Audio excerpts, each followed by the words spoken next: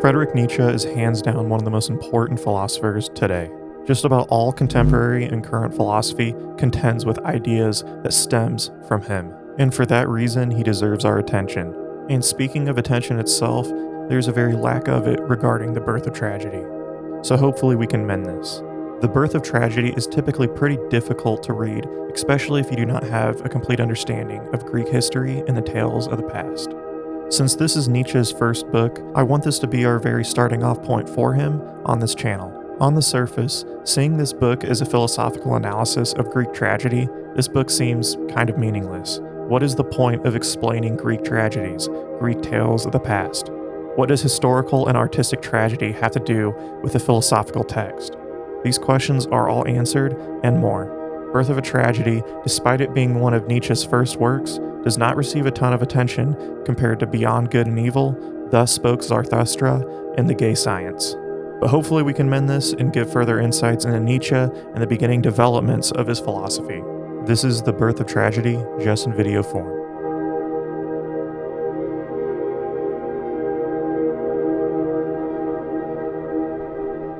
Nietzsche starts out with a radical defense of aesthetics. He targets the very people who see aesthetics as a fringe discipline and, as he puts it, a merry diversion. To Nietzsche, aesthetics and art are of the human character. Nietzsche sees aesthetics and art as the highest task and the proper metaphysical activity of this life. But to Nietzsche, this art, this in-look into tragedy, and to the Greeks are not done in a vacuum. He isn't analyzing this for the sake of meaningless philosophical analysis. He wants to make universal claims here. To Nietzsche, the German national character is at stake, and art is what makes its character. Not only this, but the idea that the Greeks play a pivotal role in the German character itself. But why the hell would he care about the Greeks regarding the German character? Nietzsche claims that Greeks were of unmatched beauty. Within Greek city-states, there was ample diversity. Athens was as different and sophisticated as Sparta. He claims the Greeks were an ultimate synthesis of beauty itself, represented by cultures such as Sparta and Athens, who were very different, yet very much the same. The dialectic nature of the Greeks, of being together culturally, while also being simultaneously different, manifested as ultimate art. Nietzsche immediately comes out explaining art as developmental intuition, an intuition that elaborates on the human will and driven energy, thus of absolute importance to the existence of humans. With this very intuition being driven by two opposing energies symbolized between the Greek gods of Apollo and Dionysius. Nietzsche quotes, "We shall have gained much for the science of aesthetics when once we have perceived not only by logical inference, but by the immediate certainty of intuition, that the continuous development of art is bound up with the duplexity of the Apollonian and the Dionysian, in like manner as procreation is dependent on the duality of the sexes, involving perpetual conflicts with only periodically intervening reconciliations." Now onto the energies themselves. First, we must understand the symbols that represent these energies. Dionysus is the Greek god of wine, fertility, ritual madness, theater, and religious ecstasy. Apollo is the god of healing, medicine, music, and poetry. Again, this might seem meaningless and arbitrary, but Nietzsche uses them in a context that makes sense. Apollo is the stoic, thoughtful, logical, reasonable, and artistically calculated energy, one that showcases humanity above humanity itself, a transcendental, dreamlike self, while Dionysus is the youthful, energetic, human energy, the one that is wild, vigorous, and one that shows our primordial drunkenness nature, a nature that is of our raw human instinct. Now, onto the aesthetics of these energies. Onto the very Apollonian energy, Apollonian nature of art, Nietzsche says the naive artist can be seen, a naivety that he quotes as the complete absorption in the beauty of appearance. Yet he admits this dream state is at the metaphysical level and is preferable to being awake. Therefore, the Apollonian energy is important. We think of dreams as something that may be chaotic, but to Nietzsche, this is not so. Life is more chaotic. Dreams are often rhythmic, calculated at times. This is represented in orchestral music and of the ultimate representation of Attic Athenian culture. Nietzsche quotes, "The cheerful acquiescence in the dream experience has likewise been embodied by the Greeks in their Apollo. For Apollo, as the god of all shaping energies, is also the soothsaying god. He, who, as the etymology of name indicates, is the Shining One, the deity of light, also rules over the fair appearance of the inner world of fantasies. The higher truth, the perfection of these states, in contrast to the only partially intelligible everyday world. I, the deep consciousness of nature, healing and helping in sleep and dream, is at the same time the symbolic analog of the faculty of soothsaying and, in general, of the arts, through which life is made possible and worth living. Apollo is of the surface aesthetic, an aesthetic beyond human instinct, and as Nietzsche states, the ultimate mediator of humanity. Yet this moves us into the very core, innate humanity itself. This moves us into the Dionysian nature of art, a nature of human drunkenness, a subtraction of yourself in the world. Nietzsche sees Dionysian energy as a barbaric human form of the Vandals and Germanic peoples, albeit Nietzsche was also to say that the Dionysian form wasn't of innate brutality and wickedness, and there was a complete difference in the Dionysian form of the Germanic peoples and of the Greek peoples, albeit brutality was an extreme possibility. He saw the Peloponnese people of Greece, the Peloponnesian people where Sparta occupied, as a further visualization of this energy compared to the Athenians. On the Dionysian energetic aesthetic, Nietzsche says, it is either under the influence of the narcotic drought, of which the hymns of all primitive men and peoples tell us, or by the powerful approach of spring penetrating all nature with joy, that those Dionysian emotions awake, in the augmentation of which the subjective vanishes to complete self-forgetfulness. So also in the German Middle Ages, singing and dancing crowds, ever increasing in number, were borne from place to place under this same Dionysian power. The innate human experience is one of a subtraction of yourself.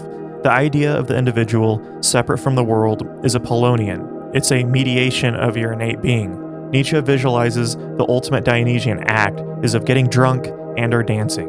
You become closer to the earth itself. The more you rhythmically dance, the closer you get to a subtraction of yourself. The more drunk you get, your visual haze takes over and you become closer to innate being. Now, for humanity to flourish, there must be a bridge and connection to these Dionysian and Apollonian energies. We can lose ourselves to utter barbarity, or in the cold, calculative fantasy dreamland without a fundamental merging of these two opposing energies. So, we understand the opposing natures of Dionysian and Apollonian energies, their visual and aesthetic representations, but here is where Nietzsche is making his universal claims. The importance of this art, the importance of opposing energies, the synthesis of these energies, the importance of these things are of tragedy. This is the thesis of this work. This is Nietzsche's point. Nietzsche saw something of raw synthesized humanity in the Greeks, humanity that stemmed from tragic stories and art. Nietzsche quotes, Greek tragedy had a fate different from that of all her older sister arts. She died by suicide, in consequence of an irreconcilable conflict. Accordingly, she died tragically, while they all passed away very calmly and beautifully in ripe old age. For it to be in accordance with a happy state of things to depart this life without a struggle, leaving behind a fair posterity, the closing period of these older arts exhibits such a happy state of things. Slowly they sink out of sight, and before their dying eyes already stand their fairer progeny, who impatiently lift up their heads with courageous mien. These tragedies made a more competent and worthy person in the eyes of Nietzsche, with a prediction and foresight of a potential future without tragic art. These forms of artistic tragedy created a form of tragic joy, or what Aristotle termed as catharsis, a feeling of release, a higher meditation of human purpose, of heroism. This further leads us into the commentary Nietzsche is making today. The death of tragedy started in Greece. Nietzsche claims that in the hands of Euripides, a playwright who focused on tragedy, that tragedy died after his death.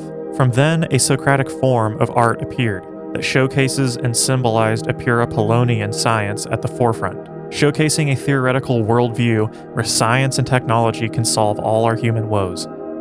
Nietzsche brings this at the forefront of his existence, that reason, science, and technology on its own is a purely illusionary and ideological life. If this weren't true, we wouldn't see people partake in the Dionysian activities of drinking and dancing. In this very world of cold science, of cold rationality, we have to partake in irrationality. We have to be human. We have to be Dionysian. To Nietzsche, the Dionysian acts we see today are to comfort ourselves against a world that is purely scientific, overly rational, and that pacifies and kills our humanity. Nietzsche sees a world where we can return to tragic art. He says that a potential return can be found in Richard Wagner's music dramas and a more serious philosophical inlook into aesthetics. Nietzsche ends and sums much of this book up with this. Thus does the Apollonian wrest from Dionysian universality and fills us with rapture for individuals. To these it rivets our sympathetic emotion. Through these it satisfies the sense of beauty which longs for great and sublime forms. It brings before us biographical portraits and incites us to a thoughtful apprehension of the essence of life contained therein. This is the foundation that Nietzsche's work lays on, a foundation that is critical of a modern world that zaps our humanity. A critical essence seen in Martin Heidegger's work with the loss of culture, seen in forms of existentialism and of many postmodern thinkers of the 21st century. Nearly all philosophy after Nietzsche contends in some way or another with Nietzsche, and Birth of a Tragedy lays that very groundwork to begin with. Thank you guys so much for watching and making it to the end.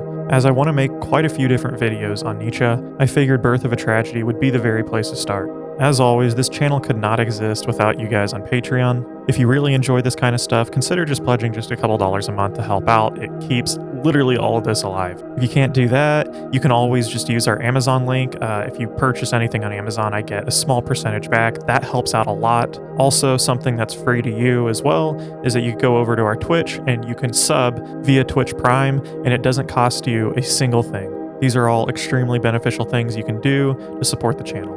And an extra special shout out to an extra special patron, Jose David Guevara. Thank you very much for the extra special patronage. I appreciate it. You help out the channel a ton. So there it is, guys. Thank you for making it to the end. Hopefully I can see you in the next one.